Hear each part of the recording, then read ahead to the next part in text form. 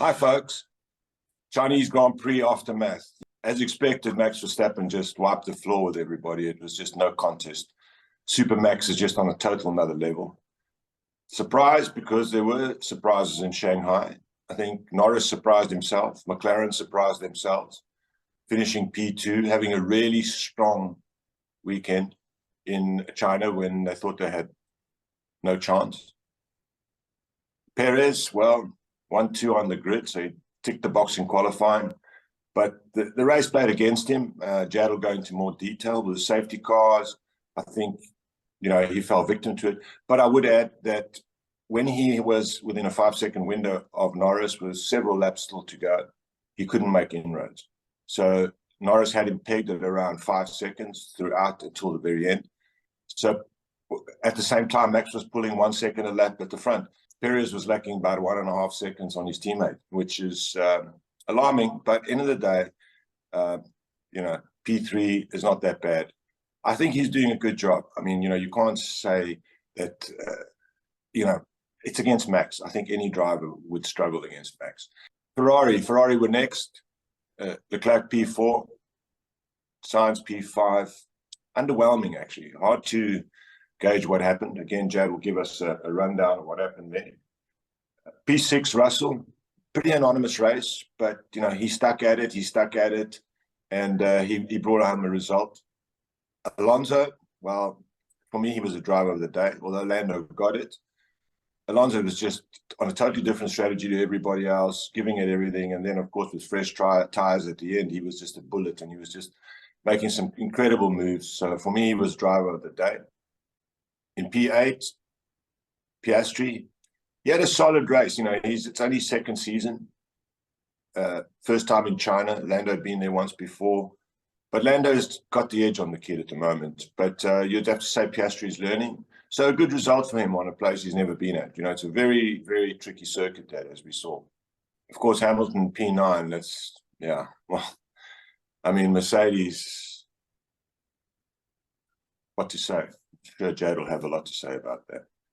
And then the final point to the Hulk, Nico Hulkenberg, contract time, gets his act together, gets a P10. So that's a summary of how they finished in the top 10. Jad handled the aftermath. So Jad, over to you. What were the highlights for you and your thoughts? Yeah, well, first I have to start with one thing. I'm gonna say I stand corrected this weekend, because in my previous takeaway I said that maybe Red Bull, they still don't have a good handle on the new car, and maybe their advantage is not as big as last year. But this race in China, especially the sprint, when Max pulled out like 13 seconds in 10 laps in that car. So either they learned everything about the car since then, or but I have to admit, this the RB20 is increasingly looking like to be a more dominant car than the RB19. So apart from Max's mess in qualifying for the sprint in the rain, I think other than that, he bounced back in style during the sprint race, won that. And he just maximized everything. And the race was, it was another, class act by Max. There's nothing to say about that. For Checo, he was decent in qualifying, like you said, just 0.3 away from Max, a bit less than that. And then during the race, like you said, Paul, the safety car, because we had the virtual safety car and then 2 safety cars, and that played against him. And in his defense as well, even when he was clear of the Ferraris and was chasing Norris towards the end, his tires were done. You have to keep in mind that Max is driving out in the front. He's always in clean air. He can take care of the tires more, so he can keep the pace as much as he wants. In addition to the Max factor, we know that, okay? But just a bit of defense for Checo, because by the time he tried to attack Norris, his tires were done, and that's it. McLaren, they surprised everyone, like you said, even themselves. They were talking big actually before the race. Andrea Stella said that we can target wins this year. Lando Norris said as well. during the press conference, and then boom, they delivered. They just, you know, because we said before they were fighting with Mercedes and Ferrari were the second best team, but this time they just left both of these teams in the dust, and they were just, yeah, fighting for fighting with Red Bull. Piastri, you have to give experience a bit of a factor over here. He's not as experienced as Lando, but yeah, we would have expected better. And then in the end, don't forget Piastri was part of the Lance Stroll, Daniel Ricciardo train crash, and yeah, he was compromised towards the end. Going to Ferrari, yeah, they admitted, and it was clear they couldn't find the pace with the car this weekend. And I think maybe the setup, they were off with the setup. And look, some people were happy with the fact that after the sprint, Parc Fermé conditions were removed and they could set their cars up again. But it seems like some of them messed up their setups. I think Ferrari were one of those. And the blatant example was Lewis in the Mercedes. Lewis simply said he changed the setup and it simply didn't work. And that it's a shame actually, because he was second in the sprint. He was second in the sprint qualifying, and then they go and change the setup and they think it's going to be better, but he ended up finishing ninth. And it just shows you the depth of their problem. And in the race report, Toto Wolff said something interesting. He said that we need to stop finding a silver bullet every weekend in trying to set up the car. We have to go back to the basics. I don't know. I don't know if this is something good for him to say or bad. It just shows how out of their depth they are and how clueless they are with this car. And yeah, there's nothing more to say. Russell apparently had the better setup and he delivered a better race, but you could see in the sprint Lewis was better. So they're just playing around with setups, and they just, you know, they're just running around honestly like a headless chicken. This is the thing you can say about Mercedes. Other than that, Aston Martin, no surprises there. This is where they belong in the pecking order. Alonso, again, he outperformed the car. His save in the end, mate, when he was chasing Lewis was wow. classic Fernando. Classic Fernando. The thing is, he loses the rear. It snaps. It's a violent snap. We saw what that did to Sainz in qualifying the day before. Now, Sainz did well as well in how he handled it, and he controlled the damage on his car. But Sainz spun in the end, you know. Fernando, mate, the guy's 42 years old, and he's got these reflexes. It's amazing. And instead of dropping back, no, by the end of the straight, he had the DRS. He made the move. He passed the car. He passed Lewis. And, you know, he was chasing Lewis, not Logan Sargent. It's Lewis in the car. No matter how bad this Mercedes is, it's Lewis defending, you know, and he just made that pass. Yeah, for me, he was the driver of the day. Maybe that move only gives him the driver of the day. But yeah. And the save, mate. The save is absolutely jaw-dropping. Yeah, Lando drove a solid race, but this drive of the day, I don't know. In the end, I'm not a believer. My son, he votes for Max every time, regardless. So it's what the fans love. So that's it. Anyhow, moving on. Yeah, and again, for another weekend, we see the stark differences between Fernando and Lance Stroll. That stupid crash into Ricciardo, and he blames Ricciardo. And then he said the penalty is a joke. Honestly, how delusional can you be? How delusional can you be to say all these things? Just look in front of you. You can see the car slowing down, hit the brakes.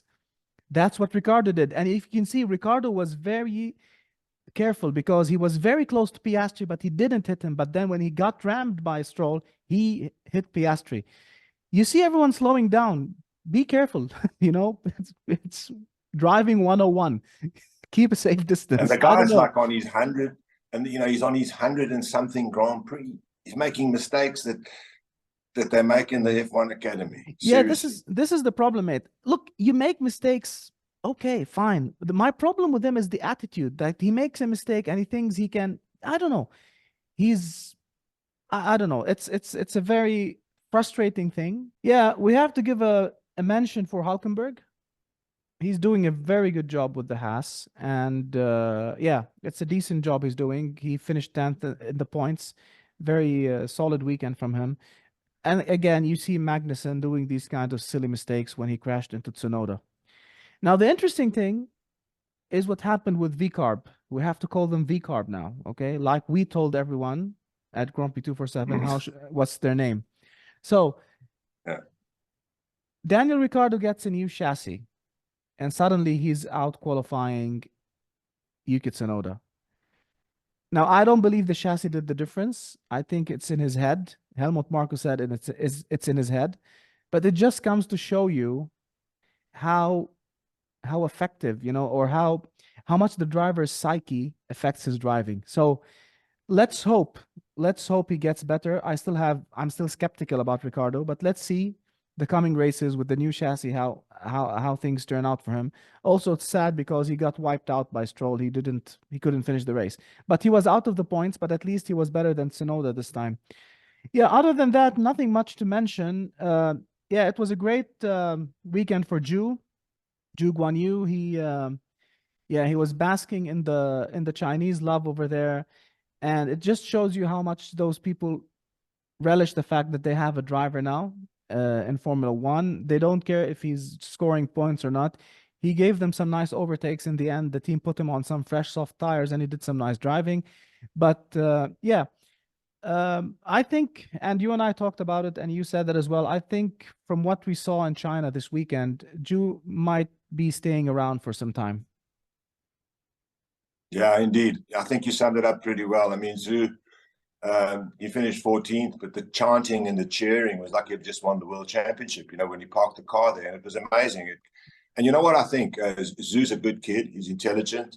That story that he was in the grandstands at the first Grand Prix, I mean, that's a fairy tale that he's racing there. So I think Zhou is a work in progress. He hasn't set Formula One alight, but in a Sauber, it's very hard to set Formula One alight. But he's been solid. He hasn't been totally blitzed by Bottas, although Bottas is a little better. I was really impressed. Chinese Grand Prix, for me, will always remember those scenes. Every time you could hear him, that crowd, that grandstand, this must be the biggest grandstand in Formula One, just erupting. It was absolutely, I mean, I wasn't there, but just on the television, you get goose flesh. So honestly, I hope Zhou, they can up his game, get him a decent car, and let's see where he goes. He's a very polite guy, and I think he's very, very good for Formula One. And I think we really need to break into that Chinese market, because I think once sport gets big there, it gets really huge. And I think Formula One and it also shows you, if you've got a national driver, as we discussed yesterday, if it was a Lebanese driver or a Portuguese driver doing so well, we'd be equally, let's say, jubilant and equally pumped, because it never happens. It seldom happens. The British are so used to having great drivers, the French, the Germans, So yeah, it's beautiful to see that. It's beautiful to see. And I think he's a decent driver. It's not like we're trying to sell Sargent to the Chinese people, it's Chinese fans. You've got a driver here that is buildable. So that was beautiful, as you said. The Stroll story, man. I mean, like I said, I always thought Stroll was a good driver in tough conditions with a good car. You know what I mean? And he proved that at Racing Point. That was when he was at his best. But since Alonso's been in the team and shown him up, that was a totally stupid move. And then, of course, as you say, the guy's entitled. He's always been entitled his whole life. So he's never going to say, oh, it was my fault. So, yeah, as far as I'm concerned, the sooner they get that guy out the car, or send him on a sabbatical, put Felipe Drugovich in the car. But it was absolutely embarrassing. In terms of Mercedes, well, Toto knows. Everyone knows. They don't know what's going on with that car. They just don't. They don't know. I think they make some changes. Hail Mary, boom, and not getting to the source of the problem. And Lewis is increasingly frustrated. I'm surprised he even arrives there to drive the car. If I was him, I'd say, hey, listen, I've had enough. Until that car can get on the front row, I can't be bothered. I'm a 103-time Grand Prix winner, 104 times on pole. And you give me this thing? No, I'm sorry, I'm out of here. And let them put Antonelli in there, or whoever they want to put. But honestly, to see one of the greatest drivers of our era in this situation at Mercedes, providing fodder for the haters, it's ugly, because now a lot of people who trashed Lewis are jumping on the gravy train saying he's not so good, and because they don't understand the sport. Because, you know, you're a 7-time world champion. Don't give me a wheelbarrow to drive. You know. Anyway, so they're in such a mess. I don't see them getting out of it this year, let alone next year. So, Lewis, you picked a great time to leave Ferrari and ditch Mercedes. And I feel sorry for any driver who's going to go there in Georgia, because they don't know how to work themselves out of this. Other than that, you know, McLaren, I think also, for me as a McLaren fan, if I got a McLaren hat, I'm really happy. But I'm concerned that they don't know what car they pitches up. Oh, we're going to China, it's going to be horrid. And they go good. So, yeah, I think a lot of these people don't understand the car like they do. And again, I'm going to sum up with what you said about Nui, you know, about this Red Bull. It's just on another level. It's built for Max, obviously, and made a lot nicer for Sergio to drive. And Max is reveling in it. Max is absolutely super Max. We've run out of plaudits, you know, so he's already the 2024 world champion. We know that. Lando Norris is increasingly emerging as about the only driver in Verstappen's shadow. I don't think he can challenge him on like if he went to Red Bull.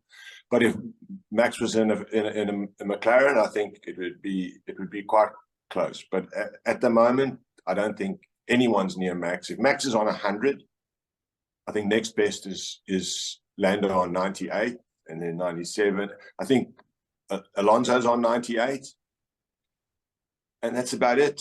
I don't see anyone else putting their shit boxes where Lando puts his shit box and where Alonso puts his shit box.